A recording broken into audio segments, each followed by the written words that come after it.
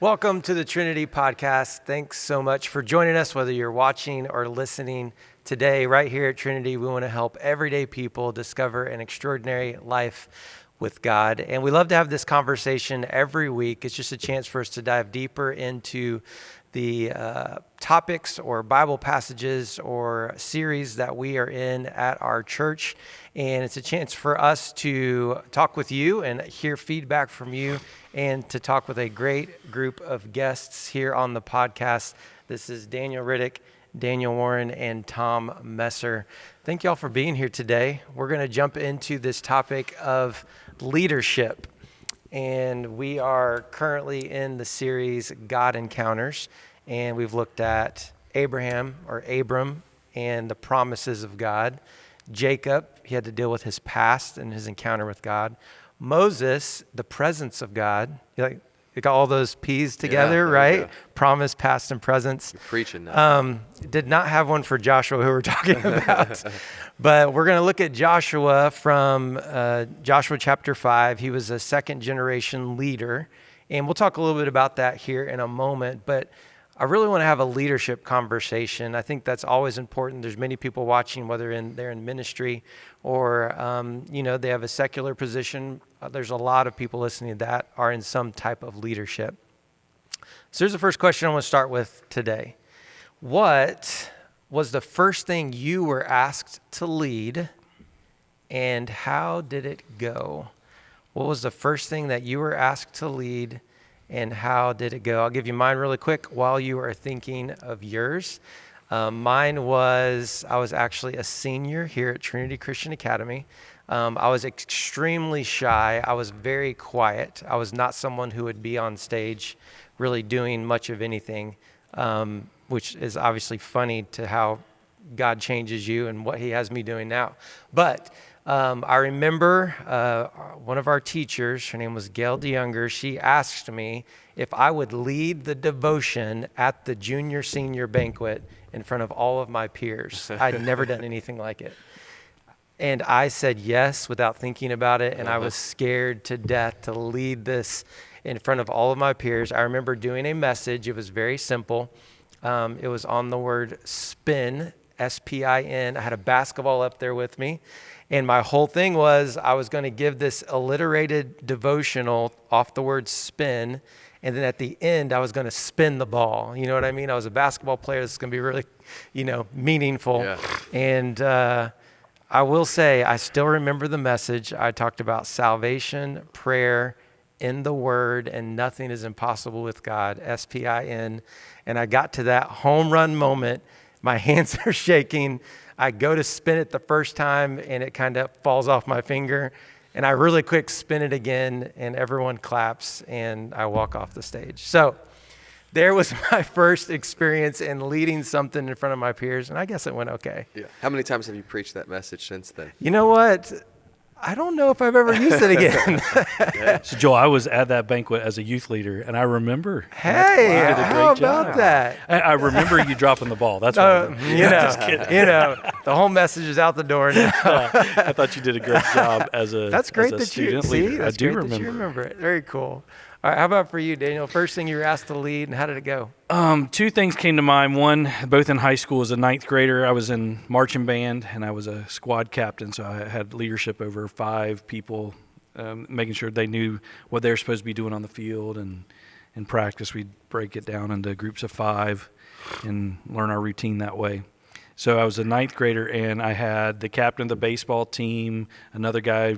I had 3 seniors and a junior in my squad, and that was our 5. And all I remember was I was trying to, I was all in, and they were like, dude, chill, relax. I'm like, no, we got to do it this way.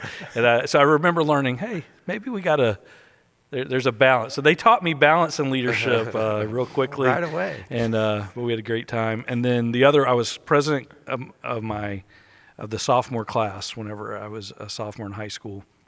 We were trying to get fundraisers together, and we wanted to buy those foam fingers, we're number 1 type of thing. And apparently we had a faculty advisor, but they never talked to us.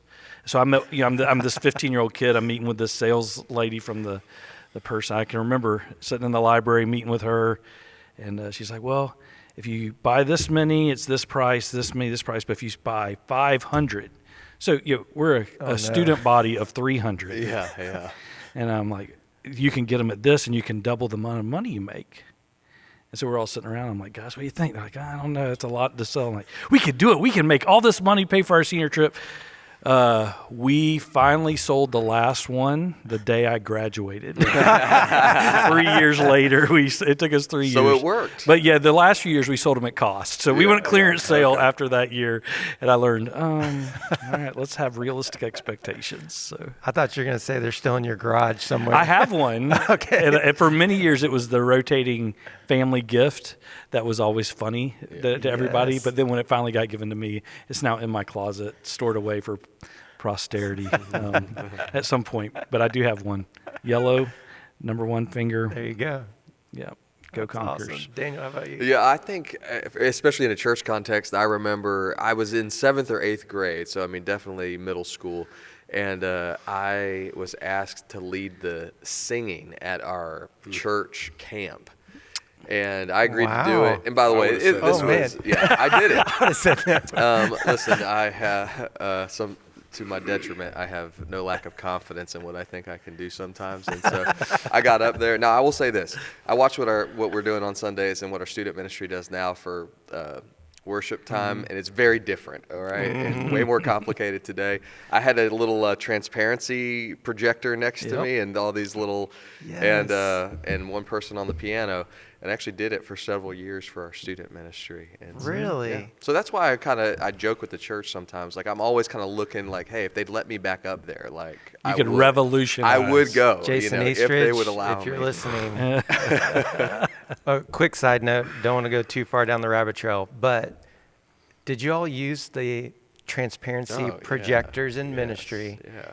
Did you use this tactic that I remember speakers using when I was a kid, where you would have the points covered up Oh, yeah. until you mentioned it, and then you pulled the down the paper. paper to reveal the point? Pastor, did you ever do that? No, it's funny. We do all these, like we use a particular test to evaluate people's personality strengths and weaknesses. And the two things that I score so low on that they don't even hardly register is music and media technology. And I never think about what's on screens. If I do, it's a shocker to people that I even think about it. And so I would have never gone through the effort. I've never made a PowerPoint presentation in my life. Now, if I didn't have a kid like Trent, There you go. and I recognize how important it is, and I don't even know what he does. He sends it to, I go speak places, they say, hey, can you send us a PowerPoint? I just email Trent and say, hey, can you send him? I don't even know how he makes it up.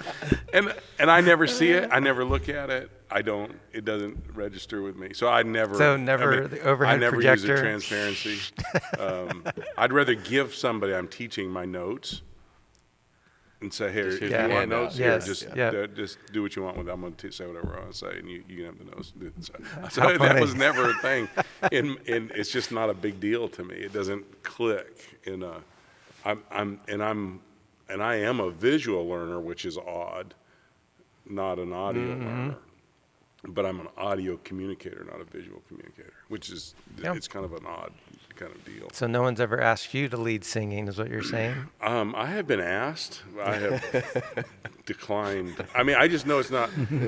Somebody told me, but Daniel's way 1,000 times more musical than I am. Somebody told me when I was little that I am tone deaf. Well, I don't even know what that means, but they told me that. And so I said, well, what does that mean? They said, well, you're better off just not singing. It messes everybody else up. Wow. All my So life, that's I'm where like, all of this kind of stems I from. just, it's just like, okay. I think we could unpack some things right Yeah. now. I know. Next week we're going to have Jim Urban, our Jim Buckner, our staff counselor, and talk to about unpack a this. little bit about some of those. And you know what's really funny? wounds. This is a rabbit trail for sure. But what's really funny is, Michael. I can't even think. Michael and Jacob are incredibly musical, and have really flourished musically. It's very much essence to them, And I didn't even recognize that in them until they were 18 years old. I mean, it just, and now I look back and think, gosh, how could I miss that? Yeah. But it just was such a foreign, kind of experience to me that so really 3 of my 4 kids are very musical. Lisa's musical. Drew and I are not. Nope.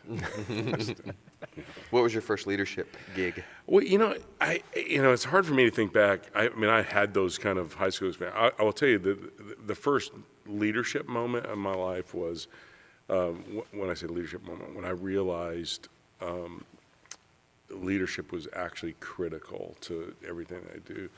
Was I had 2 experiences. One, I graduated from college and came on staff here, and literally they knew they wanted to hire me, but they didn't know what they wanted me to do, and they kind of debated it back and forth. And so somehow they just this was the terminology they used. They said, and I think I'm 22 years old. I mean, I just out of college, and really, my heart was that, hey, eventually I'm going to do some graduate work and I want to pass. Right? It kind of felt like that's what I wanted to do. They said the 2 things we really want you to do is build a recruiting department at the college and coach basketball. Well, coaching basketball was easy because I played it all my life, and I had a thing. Well, first year we won. We went 12-9, played 21 games. Second year, we went like 3-24, and I'm like, okay, that was really painful. And Ron Bishop was coach at Tennessee Temple University, and in the Christian college world, there was a coaching fraternity, and Bishop was bigger than life. And we were sitting one day, literally, we were sitting on a gym floor at a basketball camp, watching some kids, and I just said to him, I said, I know a lot. I think I know enough to be a good coach. I don't know how to pull it all together. And he took out a little 3x5 card or a little piece of paper he had, and he wrote 4 things down on that card about leadership. And basically, here's what he said. He said, this is what you have to do to build a program. And if you get out in front of it, you can make it go where you want it to go. If you only respond to it, you're at the mercy of where it's going to go. And he said, typically, it's going to go in the tank. And, and that was a real leadership lesson to me. And about 2 years later, in a college discussion one day, I was a little frustrated about, I didn't think we were acting strategically. I thought we were making decisions very, it was just kind of all over. It was just, and mostly it was about the way we spent money, and I just said, I just don't think we have a really good, clear strategy. We're not, we're not leading from good information. And the consensus was, hey, why don't you take that over? That's what you get. I was 27 years old, and all of a sudden I'm responsible for the budget and the business office. And that really wasn't, it's part of my educational background, but it wasn't really what I was in. And I took out that little card that Bishop gave me about leadership and did the same thing there. And I've used it.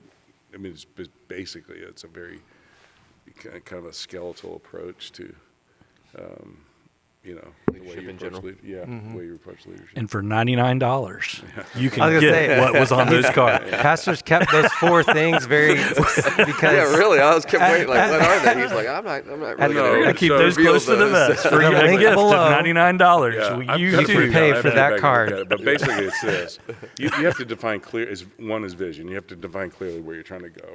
2, you have to identify what your obstacles are to get there, and your obstacles are, in anything. It's whatever.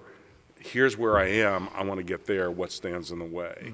And then your plan is, how do I maximize my strengths and how do I shore up my weaknesses? Which is very general, but when you think about it, and it actually puts you in a realm. And then the last thing is always this: you have to be consistent, and you have to be flexible. In other words, what you do today that makes you successful, you have to keep doing, but then you have to realize you may have to adapt and change, that you can't do that forever. And, basically that was the outline of and now we have much more sophisticated ways of talking about strategy and operations, but if you look at it, it's just basically that. I mean, it's not Clarifying the vision. Yeah. What's the plan? What's the obstacles? Yeah. And let's execute. Podcast is done, everybody. That was no, I love that. So as we look at the life of Joshua, and this was said in our sermon prep, and I thought it was really good that, it's obvious he's a second generation leader. He's been that secondhand guy that's been following around Moses, and he's been experiencing Moses' encounters with God. And we talked about him being the second person at the tent of meetings, and there's so many different, he was there and he was seeing Moses encounter God. What is the danger, whether you're in leadership or not, of relying on someone else's encounter with God and kind of using that as your own? What is the danger in that? And then why is it important for us to have our own encounter with God? We can't live off of someone else's encounter. Daniel? Well, I think the danger is you end up neglecting the natural gifts that God has given you for the time and the season and the place and the people in which he's placed you. And we're doing it because we're trying to be something potentially that we're not. We're trying to emulate someone who's gone before us or the example that we've seen.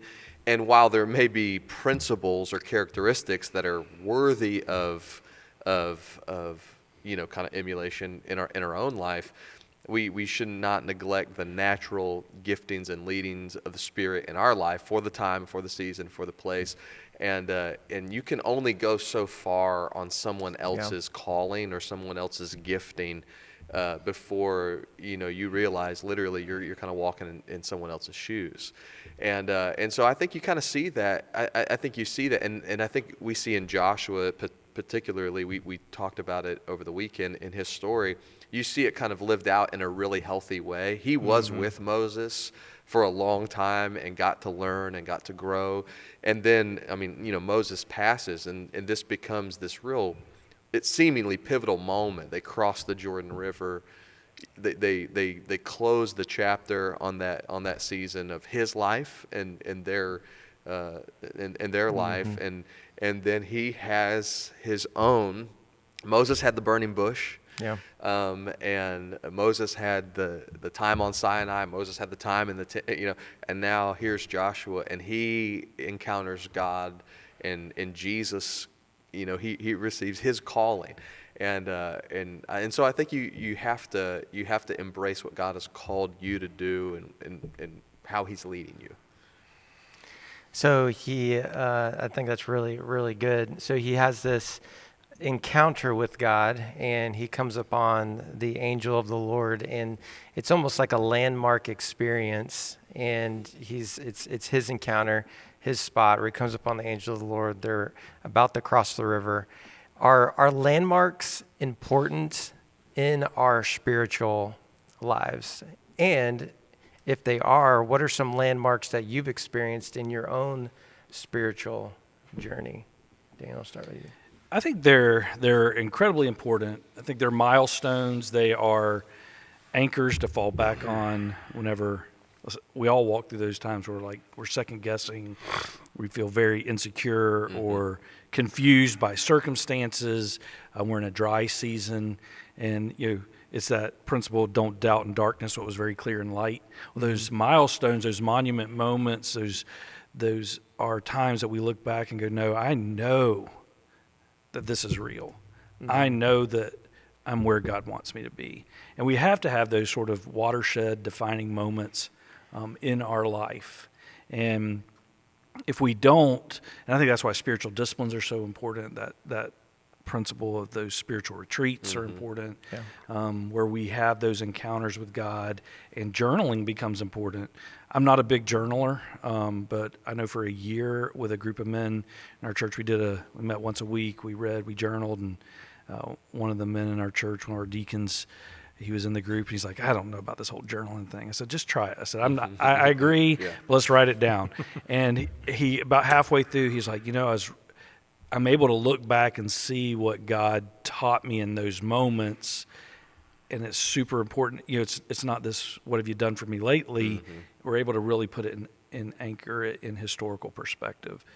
So I think those moments are very important for us. And that's what you're talking about with Daniel. I think it leans into that because otherwise we get into preservation mode. I got to preserve somebody else's vision. I got to, and that's not how God writes the story. I mean, it's evolving and growing, and we're standing on each other's shoulders generation to generation, not trying to fulfill this dream, but the dream could only be realized at this level over time and capacity of the leader. And then we didn't necessarily know what the next chapter was, but God is working in our life. And I want my sons to have that experience and stand on my shoulders, just like I've stood on the shoulders of my dad and my uncles in their spiritual journey. I want them to I think I heard it recently, I want my ceiling to be their floor. And that only happens when they are able to have their own encounter with God and realize their own leadership calling and moment. Pastor, have landmarks been a big part of your own spiritual journey? I think they are. I mean, we shouldn't miss the obvious. So, we said this when we talked about this sermon in preparation for it, that it's hard to just lift this one encounter of Joshua and Moses, or Joshua and the Lord, without thinking about the whole of narrative. So Joshua's taking Moses' place. So we're in leadership transition, right? And so Moses is dead, but God's promises are going to live on. And then God marks it, right? So there's actually sacraments involved. And I know this gets a little bit complex, but the circumcision of the entire, all the men, which they hadn't been circumcised since they came out of Egypt. Well, that's a pretty traumatic event for adult people. It's not infants being it's a marking an event. And then they cross over the Jordan River, which was a boundary. It was kind of a barrier. It represented the old life, new life kind of thing. And they stopped eating of the manna, and then the next day they ate the fruit of the land. Well, in our lives, I mean, baptism. I mean, like I know the day I got saved, that's a landmark. I know when I got baptized and where I was when I got baptized. That's a landmark. And I think sometimes we don't make those. I agree with Daniel. I do some journaling.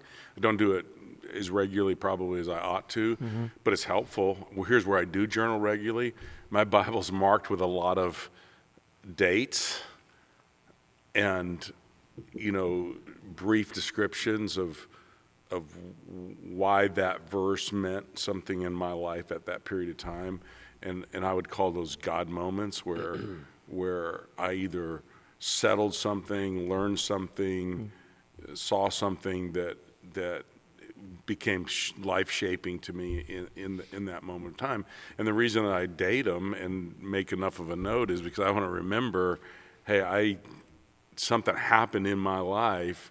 It's a God moment that I'm marking that is indicative of God showing up in there. So I think we should have those, and we should celebrate those, and we should make it. I mean, we just talked about baptism last week at Mandarin. That's a landmark, not just for the people that got baptized, but it speaks to revitalization of a congregation, and we should celebrate those things and really mark how God's working in them. They tie us into a bigger story, and I think which does so much for us. It keeps us from hyper individualizing, that what God wants to do or is going to do is only about me and me alone, or my experience and my experience alone. And it helps us remember, yes, that the story of God that he's writing, and think in our context, like within a church congregation, we're a local church in a community. It includes me individually, or it includes us at this table. But then we look at these landmarks and we realize, but it's also bigger than us. Yeah. We had this really cool experience a number of months ago, well, right at the end of last year. We were kind of rolling out to our church this multiply mission vision. And one of the first things we did was, before we talked about what we hoped God might do or we wanted to accomplish in the next 2 years, which is exciting and all of that, the first thing we did was we kind of rolled out this significant timeline, about these kind of mission moments in the course of our church that went all the way back over 100 years. And it helped. And I have this kind of unique perspective, and Daniel, I'm sure you're feeling this right now at Mandarin, where a lot of the people that have connected in our Oakleaf location have this kind of real tight, sense of location and even timeline, within 7 years, and for a lot of people just within, a year or less. And all of a sudden you quickly realize, well, yeah, God's going to do this here and at this place and this time, but we're not alone in this, and we're connected to God's big story, even within our church, that not for 7 years, but literally for 107 years, God's been showing himself faithful. And so, this becomes a really important, I think, moment, not only in Joshua's life, but for the whole people. That crossing represented, something that they were going to be able to go back to generationally and go, hey, this is a reminder of what God has done, and what he has done, he will do. Sometimes we forget that this is what you'd call an episodic moment. Mm-hmm. And it meant something to Joshua that was, far more intensely personal to him, but it's also prescriptive of how it applies in our lives. And so you have to kind of see it in its narrowest context, and then you have to see it in its broadest application. And, whatever it was, and you get a sense, there's 7 times that Joshua shows up before you get to Joshua chapter 1. And so he's an integral part of the story, and you kind of get this idea that he's not just in the shadows, that he is going to emerge. It's no shock that he is the heir apparent to Moses. But you got to think, God sees Joshua, the people see Joshua, and Joshua sees Joshua. And they probably all see them, God's perspective of Joshua, the people's perspective of Joshua, and Joshua's perspective of Joshua is all different, right? And, God probably is the least stressed about it at all, because it doesn't depend on Joshua, it depends on him. People are stressed about it because, on one hand, and I've experienced it, you're not Moses. Yeah, Moses is dead. Yeah, you're not Moses. Right. And, Joshua's experience is, I'm not Moses, right? The only thing that Joshua can have that makes any difference at all, he has to have the same relationship with God, the same experience with God that Moses had. He doesn't have to be Moses. He has to have the same God and the same experience with God. And so what you have in Moses' life, burning bush, God shows up. Mount Sinai, God shows up, right? And now literally the night before the biggest moment in Joshua's life. And so here's the lesson. God does not become real to us until he becomes personal. You can only go so far off from somebody else's story. You can only go so far off somebody else's experience. You have to have that experience yourself. And Joshua gets it. And it's, it's unique. It's not the burning bush, but it's the similar, take your shoes off. Same thing that he asked Moses to do, he asked Joshua to do. Has to be the same person. Yeah. Right? In Moses, he's speaking from a bush. In Joshua's experience, he comes with a sword. Two different, pictures of that revelation. The one thing Joshua had to go away from is this. That's real. Right. It wasn't just, I am not riding on Moses' coattails. I'm not relying on his experience. I've seen him. I've experienced him. I know him. So when he meets this angel of the Lord, a very interesting conversation, Joshua says, "Are you friend or foe?" And he comes back with neither. So I know in our culture today, it is kind of, are you the good guys or the bad guys? Are you, you can split it however, do Do you pull for Alabama or every other team in college football? Are you a Republican or a Democrat? And we tend to divide on those types of things. But is the message here just through that experience that there's kind of there's a third way of leadership? I think and I think it's there's no wrong way to kind of try to wrestle through applying that. I think there's 100 pithy little statements that you could make that I think define what happens here. I think here's the point, that this is what we should be wrestling with. Our default position is always this: God needs to be on our side, and because we're moral or because we're whatever, God is on our side. He's not actually saying, "Are you for us or for our adversary?" That's how Josh was framing it. God's not saying, "Hey, I'm not for you and I'm not for your adversary." What he's actually saying is this: the question is not whether I'm on your side. The question is whether you're on my side. So the third way is not a horizontal view. Yeah. The third way is, are you wearing his jersey? And it's not whether he's wearing your jersey. Your jersey's nothing. His is everything. And we do. And in fact, I think about that, it is the problem. The problem is we think in terms of horizontal, that group, that people, that party, that whatever. No, are we on God's side on this issue? And if we're on God's side, it really shouldn't matter who else is. It doesn't matter where everybody else is. We just want to be on his side. And his side's not, again, using the kind of the polar extremes. Right. His side is not compromise. It's not the meeting point. Like in of the middle. two. Yeah. It is the way. It is a different way. And I do think, it is an incredible revelation when he says, "Hey, us or them," and he says, "No." Well, and that's what got at the whole idea of lordship is that and again, you think about in all these encounters that we've talked about, these people came to crises points, and the crisis points were, again, think in their lives, these were big moments. These were wrestling with God moments of really trying to figure out what's the future.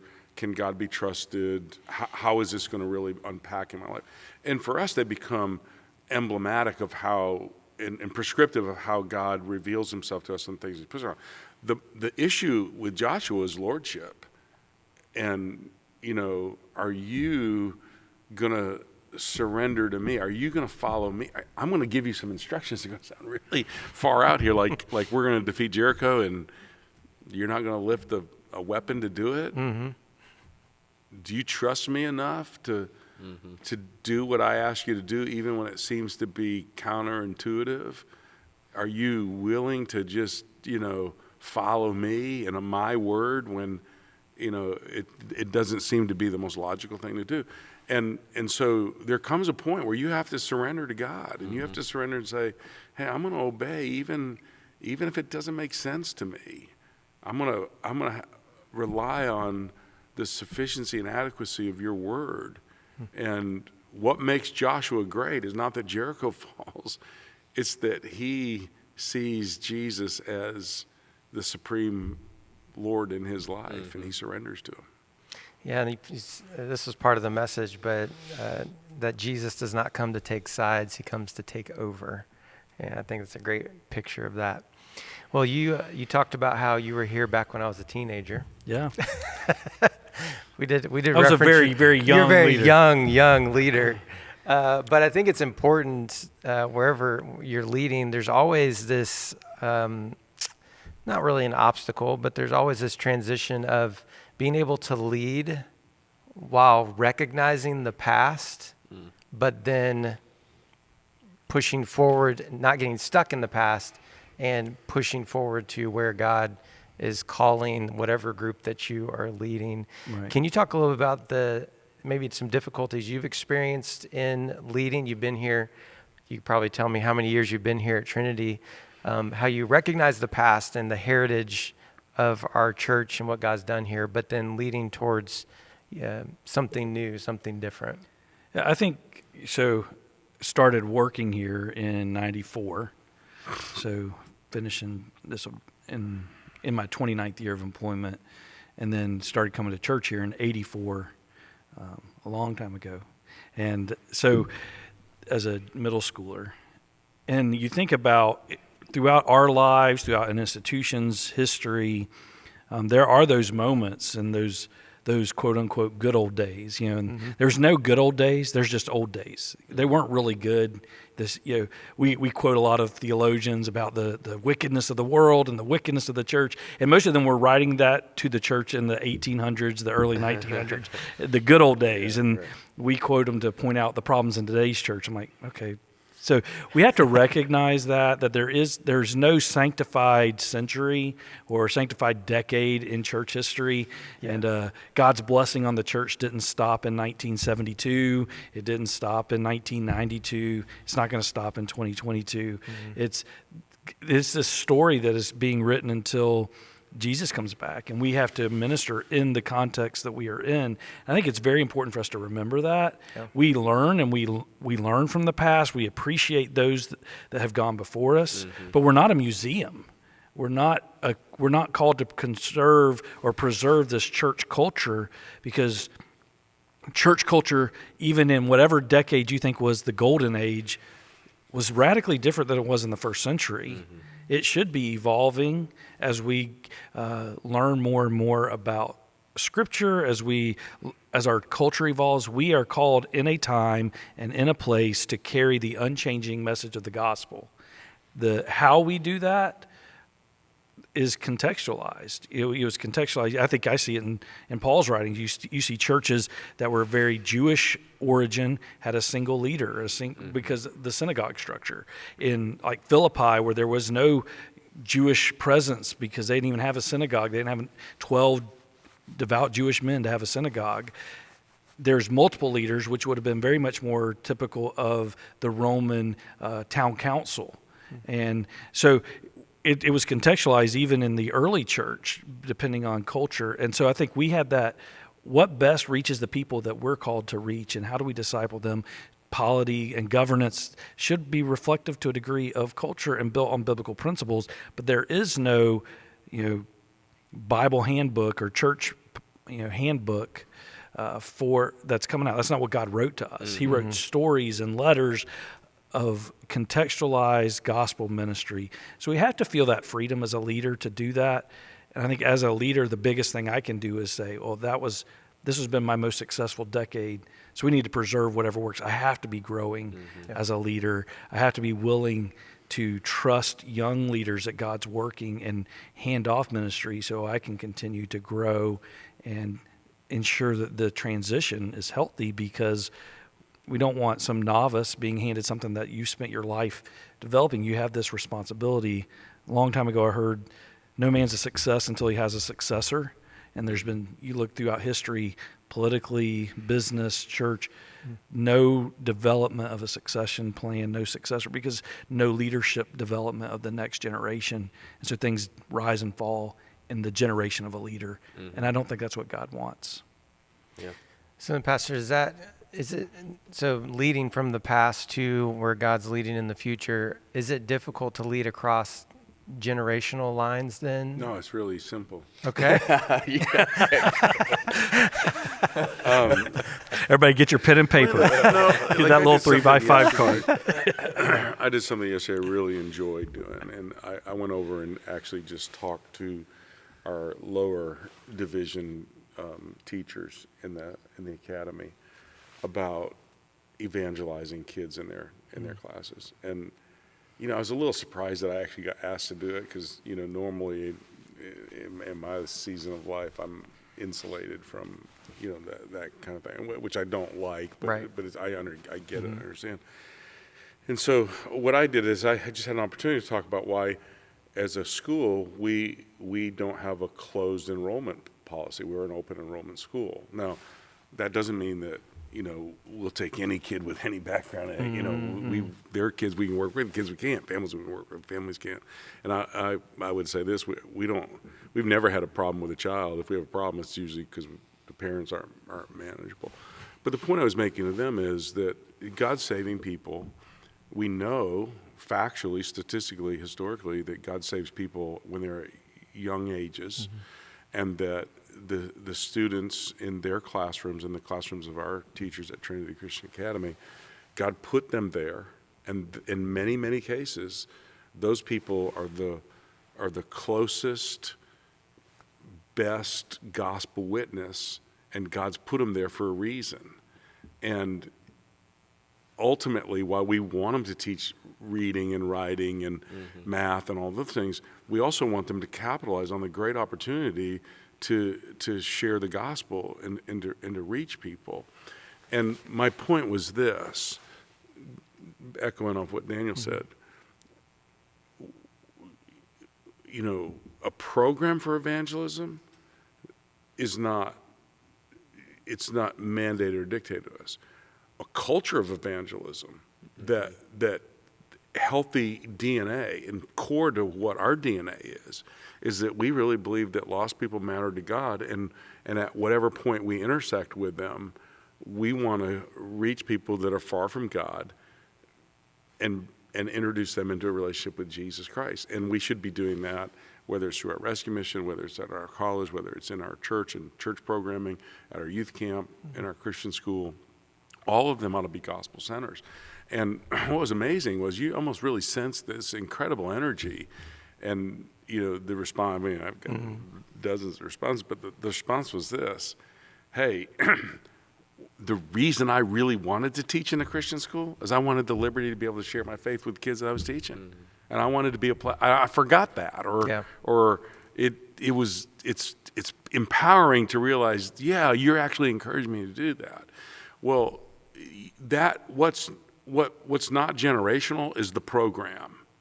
What is transgenerational is this is what Jesus has called us to do, and finding ways to do it and keeping that as core of our DNA that's what becomes incredibly energizing. And so, you know, you have to learn how to speak that across the generations. You have to find ways to get the generations to share that, and you got to find ways for generations to share that with each other. And again, if you go back to this story and you root yourself into what's taking place here, is that these people needed Joshua to have an encounter with God. What made him credible? In fact, there's a place that it goes on that the Lord magnified Joshua in the eyes of the people. Not because Joshua was a better leader, but because God was with Joshua. The most important thing that people get about church leaders, and I see it, it's incredible how unhealthy church leaders are, and you see it all over social media, and I think we're all susceptible to it. But the most important thing people need to know is, has he been with God? And is God with him? And if he is, or if she is, if they have the evidence that they've been with God, people are going to be comfortable following that leadership. And I think that reminded me of a quote by Count Zinzendorf. Not really sure who Count Zinzendorf is. Just know it's that Moravians. There you go. Preach the gospel, die, and be forgotten. Yeah. It's not so much about us and our legacy as it is about God's story. And I think when we remember that as leaders, I am not the hero. I'm not the catalyst. But I'm not the sinner. And that is the book of Joshua. Moses is dead. Did not stop God's plan or God's promises at all. Yep. So apparently, God used Moses, and he was important, but he was not ultimate, and God's not dependent upon him. And God can take one leader out and set him aside, put another leader in, and God's promises and God's plans still go on. You know, Joel, I think oftentimes we approach this conversation, you know, looking back, looking forward, generational leadership, transitional times, which you find here clearly, and we rarely think about it with the level of discernment and thoughtfulness that it deserves. And like so many things, we tend to find ourselves in one of two ditches.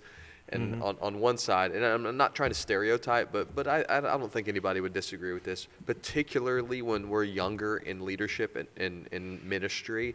We tend to love the time and day and season we're in and ignore the past that's behind us. And then again, I'm kind of stereotyping a little bit. Oftentimes, as we mature and find ourselves on the other end of the age spectrum, it's easy to fall into the other ditch, which is we ignore the time and day and season we're in, and we long for what's behind us. What I think is so beautiful about what you see here, and when you kind of approach it for what it is that there are things that should carry forward from the past. And that's where a lot of this conversation has been. Hey, the presence of God, not just with Joshua's encounter, but what was going to go and march around the city was the ark. It came with them. The promise of God went forward. The message of God went forward. There are things from the past that should be memorialized. Yeah. Hey, we need to remember this. We need to look back. And there are things from the past that need to be left. They needed to get out of the wilderness and get into the promised land. And if they would have stayed where they were, it would have been unhealthy. But if they would have gone forward without remembering what God had done or without the presence of God, it would have been equally as destructive for them. And when we can come to that conversation about, and we're talking a lot of ministry, but generational ministry, and what it looks like to look forward and look back in a healthy way, we got to get out of the two ditches, those two extremes, as if it's only one or the other. So you just made me think of a song I used to sing back in the day called "We Will Remember." You guys remember that song? That was a very youth conference song, but it had a very good truth to it.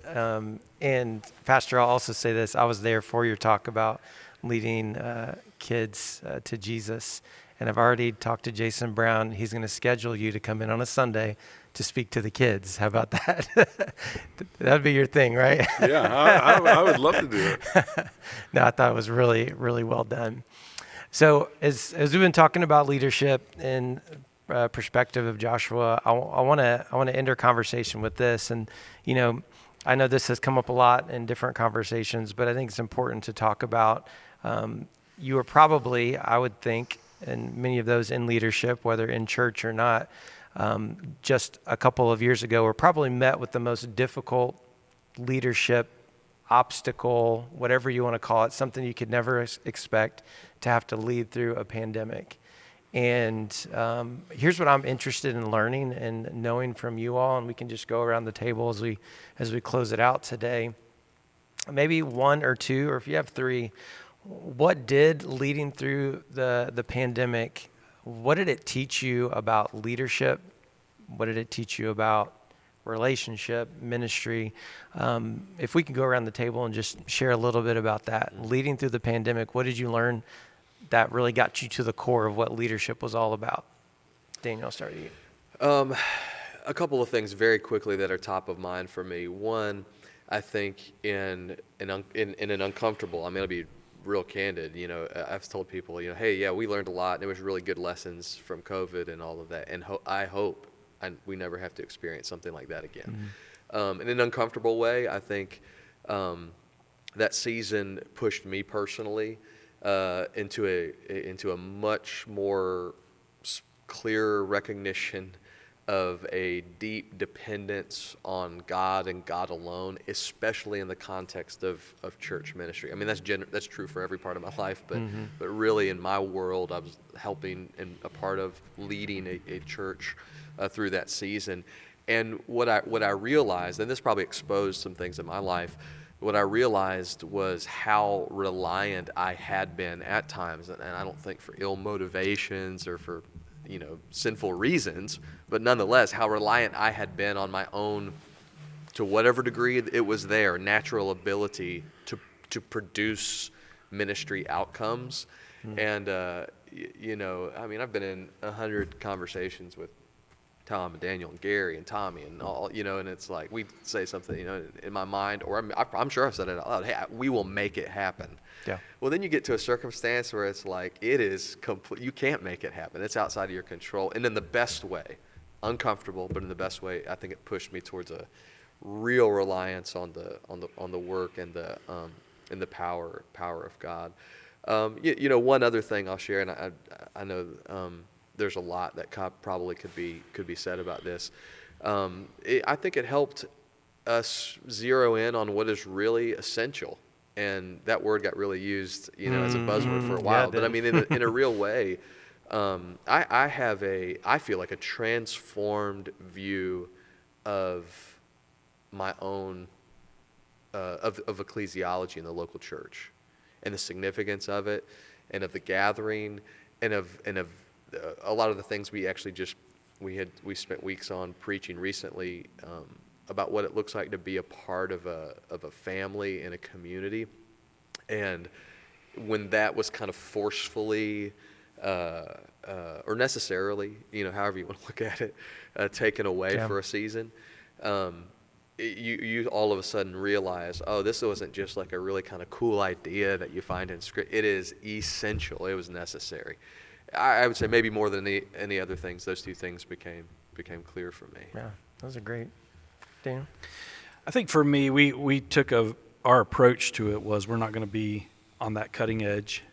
We're going to be very principled, deliberate, and intentionally slow to making hard pivots.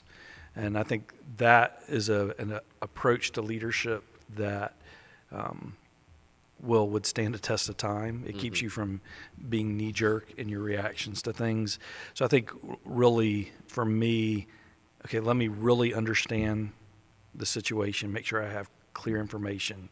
Let's make principled, sound decisions, because we didn't want to have to backtrack, where if we had waited a day, we'd have made a different decision. So we said we're going to be slow and deliberate and principled, not knee-jerk and quick to our decision, which took a lot of discipline, and you had to withstand a lot of pressure because there was extremes on every side that we were being pulled in. And we were responsible to make decisions for a large group of employees, a large group of congregants. So we really, I think, took that approach, and I think it really was important for us. That was a big lesson. And then the other was, it really taught me that you can't make everybody happy.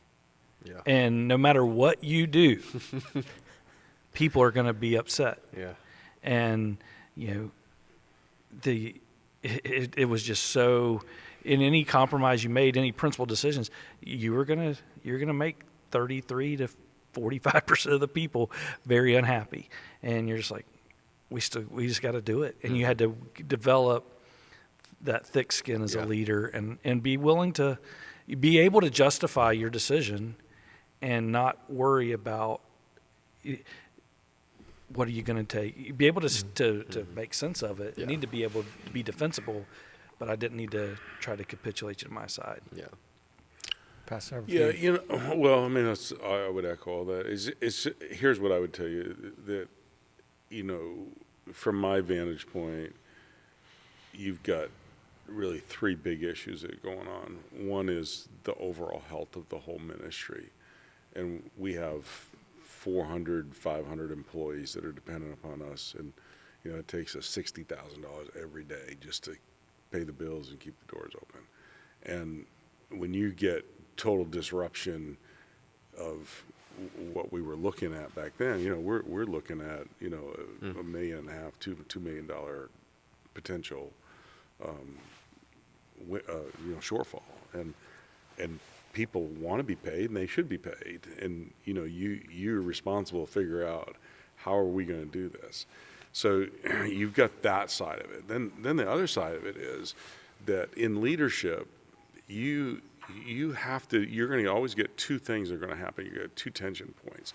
One tension point is people need you to give them, to comfort them and help them, because they're relying on you to get them through what they're going through. And so there's a part of that's kind of what I'd call the grace side of, hey, we got to come alongside and really help you to make this journey, because what we're asking you to do is different. It's a disruptor.